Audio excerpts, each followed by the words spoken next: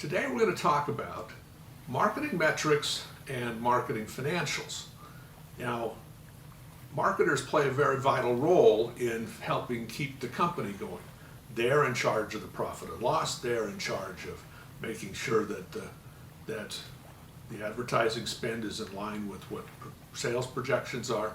And so, there's a few metrics that we need to talk about that are commonly used that you need to kind of have in your mind about how all this stuff works.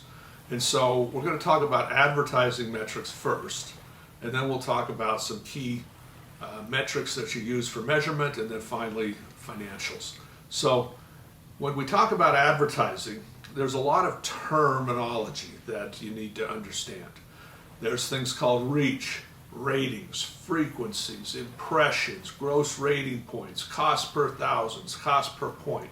All of these are general terms that are used when you're buying advertising. And so we're going to talk about each of those individually so you can kind of understand how this whole system fits together. So basically, when you watch something on TV, you watch something on YouTube, you listen to something on the radio, the Nielsen company is measuring that. And they've got a panel of people that they have reached out to that's a randomized group of households across America that they have installed special equipment on their televisions in their cable box. And if you're a Nielsen family, then you have a little special remote and you punch in the number of who in your household is watching. And so, each number is dedicated to a different person. And so they're able then to run demographic information on, okay, so who's watching the program, how old are they, what's their gender, all that kind of stuff. And it gets fed back up in real time to the Nielsen company. And then they slice and dice that information in order to develop what are called ratings. And you've probably heard of television ratings, which is what the Nielsen company generates. And the premise of it is pretty simple. The more people that are watching, the higher the price you can charge for the advertising, right? Makes sense. So that's basically the metric that everyone's trying to get down to at the end of the day, is how many people are watching and how much am I paying for that person. And we try to keep that kind of equalized across different shows and against different venues. So cost per thousand, which is abbreviated as CPM, is a standard measurement for the number of people who are seeing your ad. So we break it down into the number of cost per thousand of people. So for some programs it might be a cost per thousand of $25. For others it might be $50. And it just depends on the popularity of the program. So the more popular the program, the more eyeballs that are watching, the higher they can charge for their rates. So how much does 1,000 impressions cost on a social network? Well, on Facebook it's about $9.06. On Instagram it's about $6.70.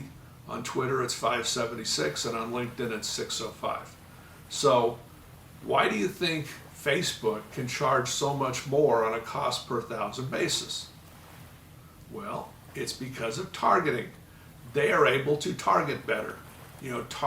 It's all about hitting the target audience. It's not just about the number of people.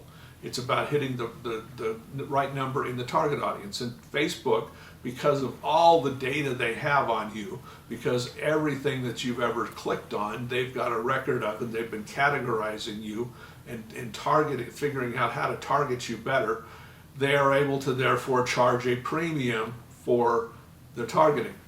And so that's why they can charge $9.06.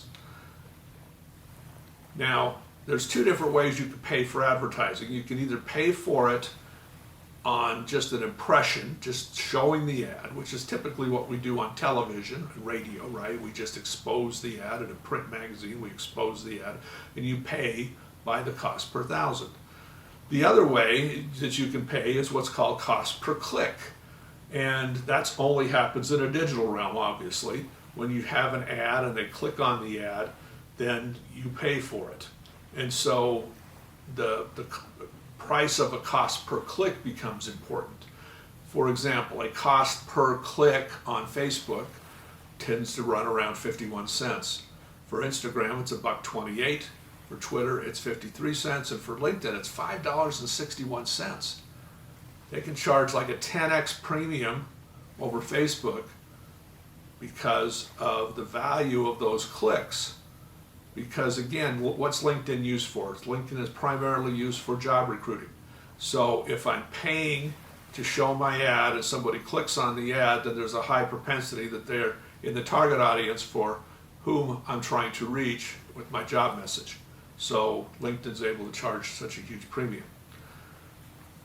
When we just advertise ads out on the internet, we just put out the ads, we're not worried about click rates, then the cost per thousand, if we do that through the Google Display Network, is about $2.80 per thousand.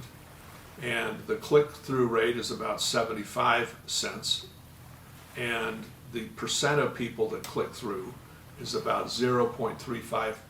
So not very many people actually clicking on the ad. When we look at Facebook, it's similar, $2.41 for a cost per thousand, about a 19-cent cost per click, and a 1.32% click-through rate. So Facebook has a 3 times higher click-through rate basically than Google ads, because again, they're in their environment and they're targeting it so well. When we go to YouTube, YouTube's interesting because in YouTube you can't ignore the ad, right? It's there, you have to watch it. And so YouTube can charge a huge premium. The cost per thousand for a YouTube ad is $9.68 with a $3.21 click-through rate, or cost per click, and about a 2% click-through rate. So again, YouTube is a very lucrative business because they have you.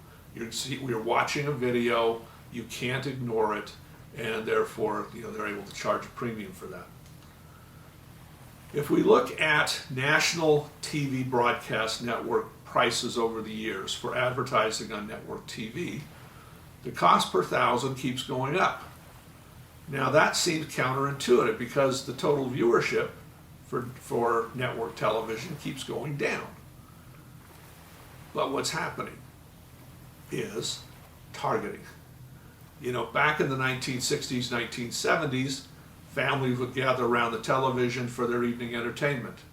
Now, none of you students watch any television at all. You might watch a game every once in a while on television, but that's pretty much it. So the only people that are watching network television now are old people. And so, again, it's making that targeting a lot better so they can charge more. And if you look at the people who are advertising on network television, it's car companies, it's pharmaceuticals, it's some beer companies, and some soft drinks. And that's pretty much 90% of the ads, along with maybe insurance agencies. But it's because they're able to target these people so well with network advertising now that you couldn't really do in the past. It was more of a generalized, here's an ad that's showing to the whole family, but the target audience was a very small piece of that. Now it's a much larger chunk, so they can charge more. Typical cost per thousands by media type. If you put something in direct mail and mail it to their home, it's going to cost you about $26 to $28 per thousand. If you run something in a magazine, the rate will vary between $8 and $20 per thousand. Now again, it's about targeting, because think about the niche magazines. So if you're a hunter or if you're a fisherman, and you're selling fishing rods, well, putting your ad in Field and Stream is going to hit the fisherman, right? And so we want to try it. So you're going to have to pay more for that because you're smack dab on the target audience. There's no waste there. And so the more targeted you can get with in the messaging with your ad, the higher the price you're going to pay. Local broadcast TV, runs anywhere between $10 and $23 per thousand. Cable TV runs about $9 to $25 per thousand. The difference being when we say local broadcast TV, that is the signal that's coming out of their studio. When we say cable television, the cable systems all pick up those signals and rebroadcast them. And in their agreements with the local television stations, they have the ability to cut over some of the advertising. And so they sell their own ads and lay them over the top. And so you can sometimes, so if you're just trying to target, say, Cache Valley, Utah, then you can just buy the cable company for Cache Valley, Utah, and just target your ads there by buying it on the cable rather than going down to the local television station in Salt Lake and having that ad go all over the state, which wouldn't do you any good, right? So, if you're trying to do something on a hyper-local basis, oftentimes it's better to just do it through the cable system. If you're trying to run something on Hulu, it's about $35 per thousand. Outdoor billboards, about $6, and radio runs anywhere between $10 and $20 per thousand. So let's talk about how TV ratings work. You've heard about TV ratings, I'm sure, and it's pretty simple. It's a percentage of the total U.S. households that are watching a program at a given time. So if you say that there are 315 million U.S. households and 100 million of them are watching a show, you're going to have a rating of about a 33, right? Pretty simple math. So Nielsen Company is the one who does all of this who does all this measurement. And so, if you look at, for example, Oscar TV ratings over the years, they were steadily going up until about 2014, and then in 2014 they started going down, and they're still going down. Why? What's causing that? What happened in 2014 that made television ratings go down so much? I mean, the Oscars, everybody still likes the Oscars, right? To see their favorite movies and movie stars. But something happened, and it was called the iPhone. The iPhone happened. Here is the average weekly time spent watching television among 18 to 24-year-olds in the United States from 2014 to 2018. It's the same slant. It's the same decline. So once the iPhone came out and you could start watching things on your phone and streaming stuff, then suddenly network television became a not so favorite thing for all of you anymore. So let's take an example here and just kind of look at how it would work in the Salt Lake City TV market. The Salt Lake TV market is the number 30 market in the United States in terms of size. It has approximately 1.1 million homes in the Salt Lake market. And so as a percent of total U.S. homes, it's a little under 1%, 8.49%. And so the way that Nielsen measures things, they don't measure things every single day, because a lot of times, especially during the summer, nobody's watching television because they're out at Little League baseball games and picnics and hiking and having a good time, and most of the programs are reruns, right? So they don't bother to measure during those periods. What they do is they have 4 periods during the year that they call sweeps. And sweeps happen in February, in May, in September, and November. February, May, September, November. And so the networks, they all load their best programming into those 4 months, because that's when Nielsen is measuring things, and that's what the ad rates are based on for the following quarter. So that's why you see things like the Oscars happening in February, because it's a big month for ratings. And so if we take a look at the television ratings here for the late night newscasts in Utah, you've got 4 competitors. KSL Channel 5, KUTV Channel 2, Fox 13, and KDVX Channel 4. And in terms of ratings, it's almost a deadlock tie between KSL and KUTV. And then Fox is about 2/3 of that rating, or that number of homes, and Channel 4 is about 1/4 of them. So the way that translates into advertising rates, so the market leader kind of sets the tone, right? So KSL decides that they're going to charge $200 for a spot in their late night newscast. To make it even, because of the slightly lower rating, Channel 2 then can charge $193. Channel 13, Fox, can charge $123. And Channel 4, KTVX, because they only have a 1.8 rating rather than a 7.4 rating of Channel 5, can charge $48 for that spot.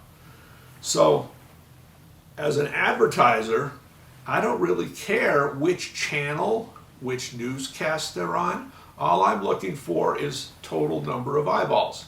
And the pricing has to be roughly equivalent, or nobody's going to buy their ads on that station. So they all kind of peg it off of the top one and then just keep it so that on a cost per thousand basis, it's pretty much the same cost whether I'm buying it on Channel 4 with a lower rating or on Channel 5 with the top rating in the market. Let's talk about network television for a minute. So, The Big Bang Theory, that was a very popular show for a long, long time.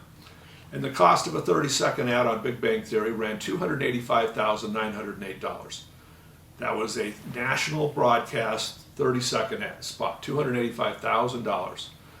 So CBS, over the course of one episode, made $4.5 million in ad revenue. That's pretty good, right, for 30 minutes of broadcast time.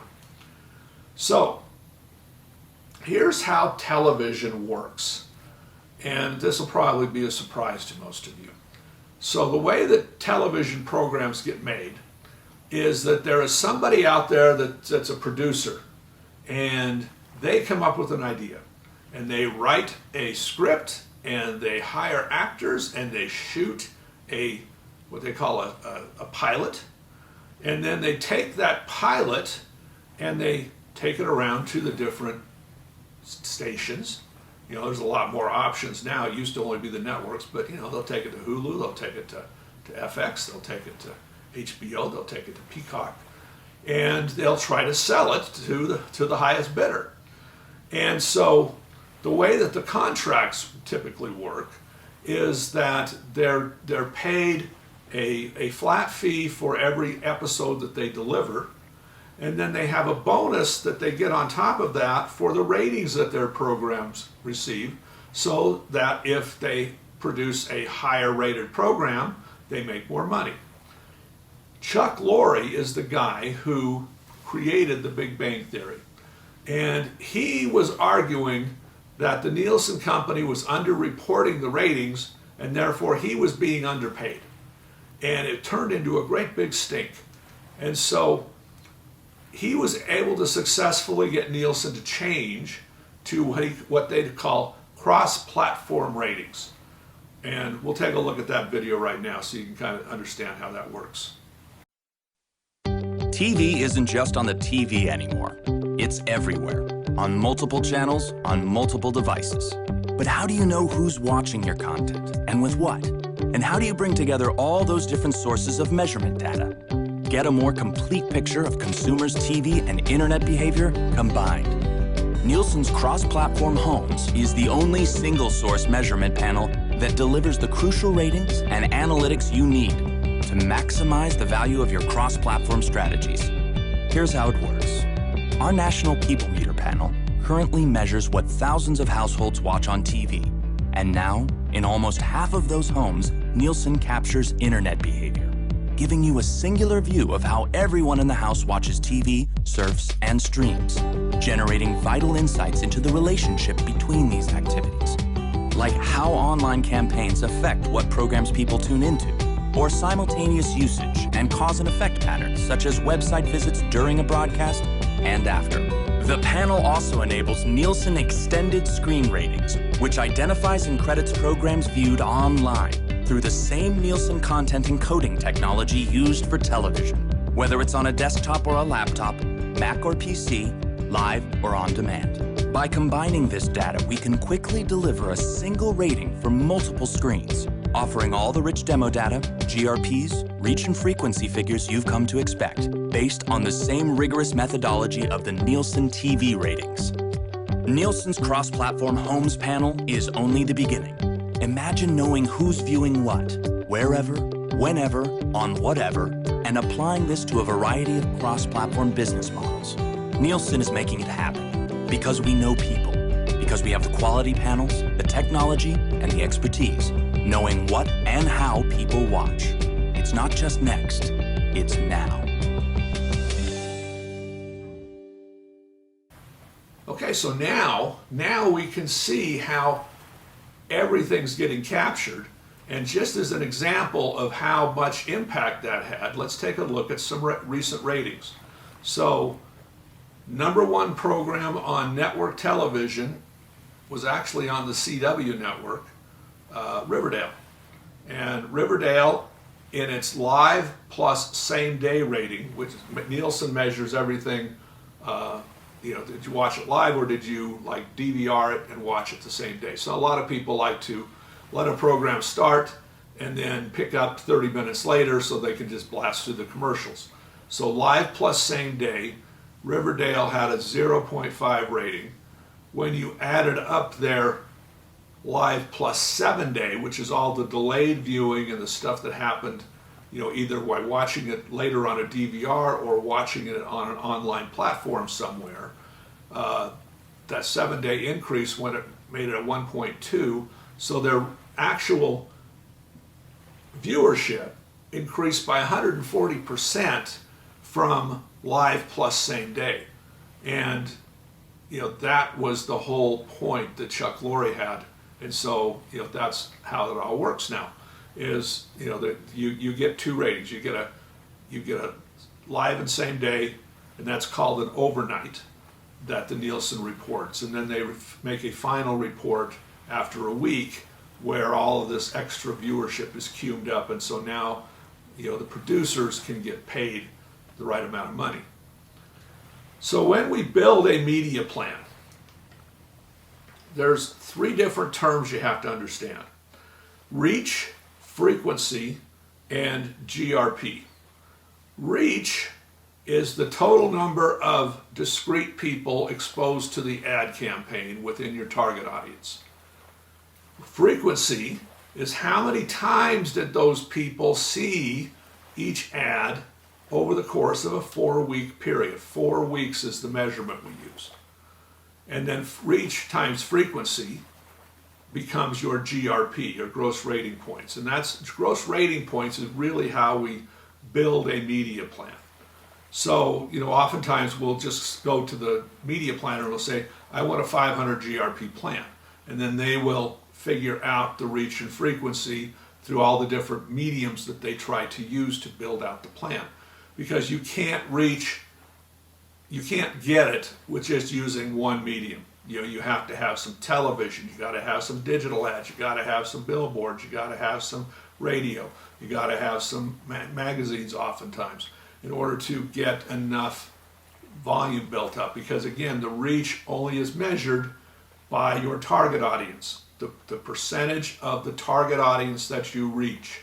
The frequency is the number of times that you reach them, and the GRP multiplies those two numbers together to create gross rating point.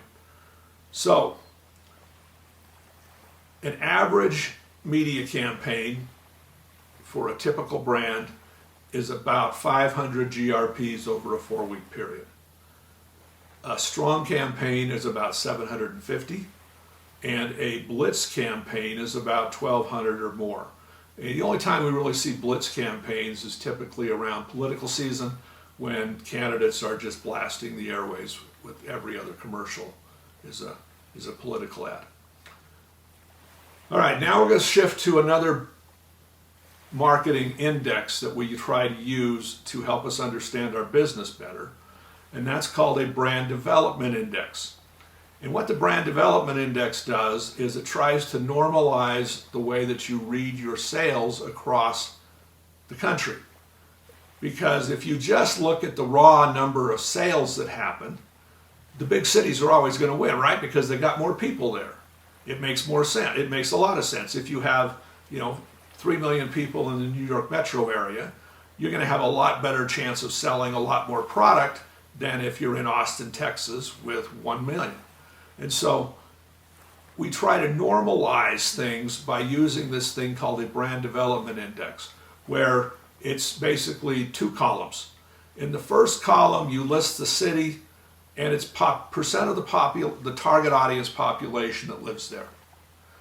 And then in the second column, you put in what is your percent of U.S. sales in that market. And then you just do a division.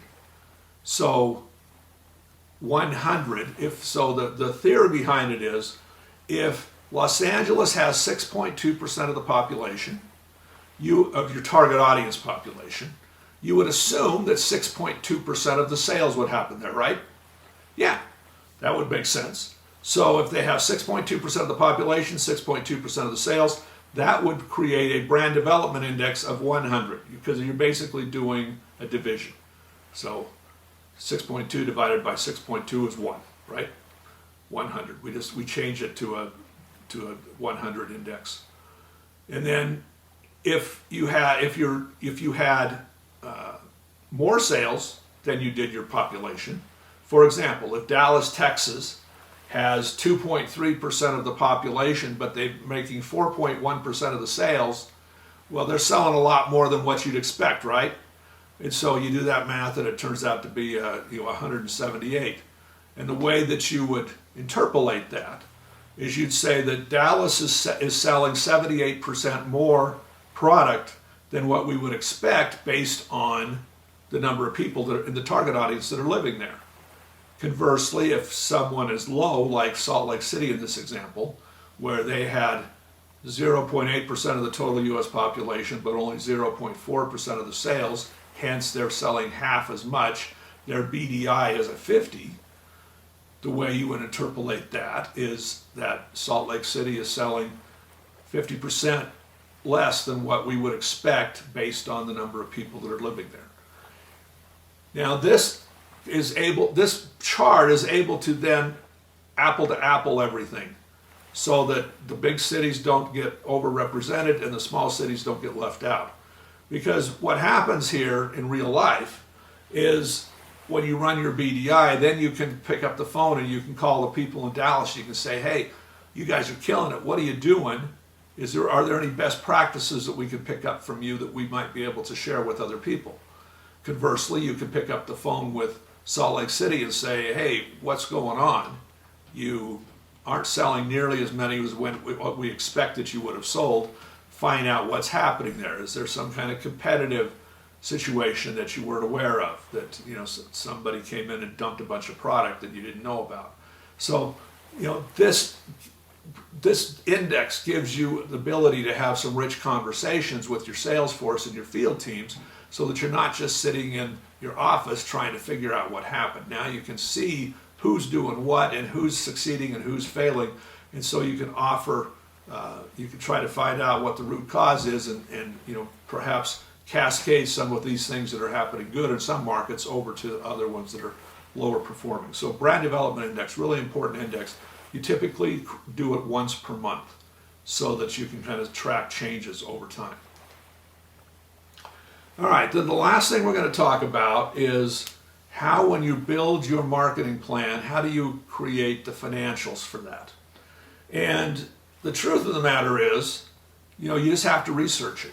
There's no magic book that you can pick up to say, well, if I put a coupon in the newspaper, or I mailed a coupon to their house, how do I account for that? And it's all based on what the percentage of redemption is going to be, what percentage if you mailed out 1,000 coupons and 3% get redeemed, well, that's 300 coupons that you have to account for, right? And if the coupon was $1 a piece, that's $300 you got to put into your budget for that. So let's use sales are often a great way to drive sales, right? Put something on sale. But again, you have to account for that in some cases. So we're going to use an example of a little hamburger store here in Logan that does a Thursday special where their normal price for their hamburger is $8, but on Thursdays they sell it for $5. Now the cost of that hamburger is the same whether it's any other day of the week or Thursday, right? So the hamburger costs $3. So on a normal night, they make a $5 profit on that burger, but on Thursday they only make $2 on that burger. Now they sell more on Thursday. They sell, on a regular night they usually sell about 100 burgers, but on Thursday nights they sell about 150 burgers. So their net profit from the night, on a normal night they make $500, on Thursdays they make $300. So why would anybody run this special? Well, there's a few reasons. Number one, Thursday, the reason they selected Thursday is Thursday was a slow night, right? In a college town, not a lot of people going out on dates on Thursday nights, so they didn't have a lot of traffic. By doing the sale, they are able to bounce up the number of people coming in. You hope that some of the people are new customers that have never tried it before, that will go, hey, this is a pretty good burger. They'll also probably be buying fries and drinks, so you can make your full margin on those. So if I've got 50 more people in the building that are also buying drinks and fries, I'm probably going to end up fairly close at the end of the night for terms of overall profit. And so the question becomes, well, how do we account for all of this in our marketing budget? Well, the answer is simple. You figure out what you would have made on a regular night, which is the $500, and you say, well, on Thursdays we're only going to make $300, and so you charge yourself $200 for that promotional cost on your marketing budget. Now that's pretty straightforward. Where it gets a little funny sometimes is when you're giving away something that you might have sold, when you're discounting things. Sometimes you can't sell it. So case in point, back when I was with the Utah Jazz, we'd have some game nights where we'd have 4,000 or 5,000 empty seats coming up, and it's day before the game. We know we're not going to sell those. And so I would take a few hundred and go give them to radio stations around the market to give away to fans and their listeners, to just try to get another 500 people or so into the seats so it wouldn't look so empty. Now, the accountants will say, well, you got to pay for every one of those tickets because, you've given away a $50 ticket.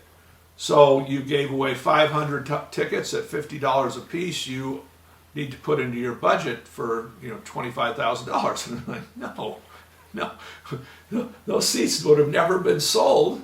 Therefore, they have zero value to us because once the game starts, their value goes to absolutely zero.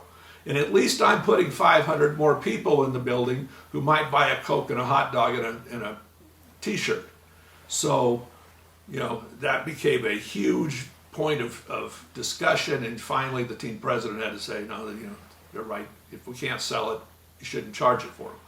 So if you can't sell it, then it's okay to not put that in the budget. But if you can sell it, if you were trying to do that same thing for a Golden State Warriors game, where you're clearly going to sell those tickets, then yes, those should get charged to the budget because you're basically taking revenue away from the team. So all this gets a little dicey sometimes.